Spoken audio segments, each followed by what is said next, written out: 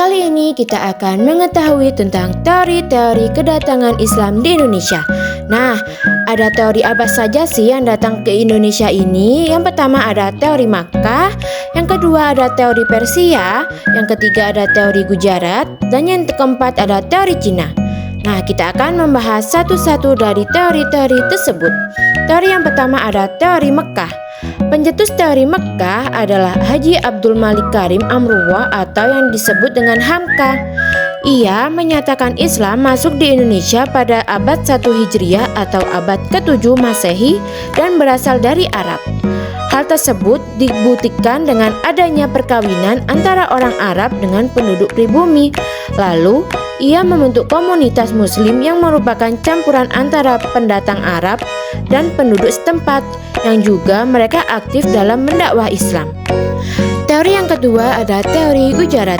Teori Gujarat dikemukakan oleh Sunak Hurgurj.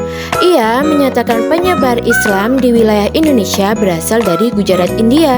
Para pedagang Gujarat diperkirakan menyebarkan agama Islam di Indonesia pada abad 13 Masehi. Akan tetapi, Bisnepal meyakini bahwa para mubalik Arab dari Gujarat, India dan Malabar yang menyebarkan Islam bukan orang India itu sendiri. Teori selanjutnya ada teori Persia. Teori Persia dikemukakan oleh Hussein Jajadiningrat. Menurut Hussein Jajadiningrat, Islam yang masuk di Indonesia berasal dari Persia atau Parsi yang saat ini disebut dengan negara Iran.